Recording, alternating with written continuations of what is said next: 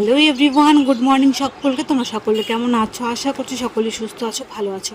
প্রথমেই তোমাদের সরি বলে নিচ্ছি এই কয়েকদিন ভিডিও দিতে না পারার জন্য।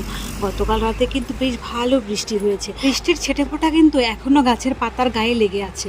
তবে এই লাগাতার কয়েকদিন বৃষ্টি হওয়ায় গাছের ফুলগুলো কি সুন্দরভাবে ফুটেছে। দেখ, গাছগুলোর কথাই বা কি বলবো, গাছগুলো দেখে মনে হচ্ছে শুকনো গাছে আবার নতুন করে যৌবন ফিরে পেয়েছে।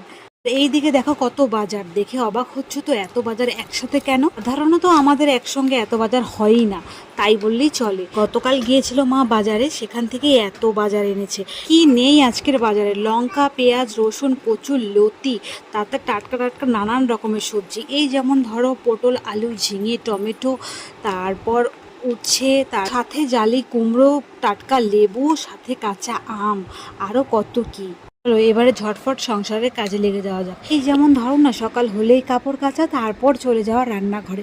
এর মাঝে যে আরও কত কাজ চলে যায় যেগুলো আর শ্যুট করাই হয় না। আগে ছাড়ো ওসব কথা, আজ তো নিরামিষ রান্না হবে। ভাত, ডাল, তার সঙ্গে পটল ভাজি, কুমড়োর চাক ভাজি, আর সাথে রয়েছে কাঁকরোল ভাজি আর কুমড়ো ঘন্ট।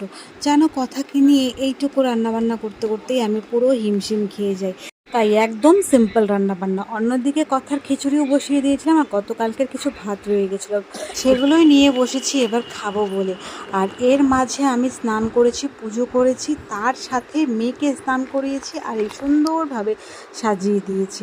আর দেখো ম্যাডাম এখানে খেলনায় মেতেছে। আর অন্যদিকে কথার বাবি সকালেই গিয়েছিল কাজে, কাজ থেকে ফেরার পথে মেয়ের সবজিগুলো শেষ হয়ে গেছিলো, তাই সবজিগুলো নিয়ে এসছে। আর আমি একটা প্লাস্টিকের কন্টেনারে সবগুলো গুছিয়ে নিয়েছিলাম ফ্রিজে রাখবো বলে, কারণ এত সবজি তো আর ও একদিনে একা খেতে পারবে না। এখানে মোটামুটি ওর 1 মাসের সবজি, তাই আমি ভালো করে টুকটুক করে সুন্দর করে গুছিয়ে নিয়েছিলাম। পেট না যাবে মাম্মি।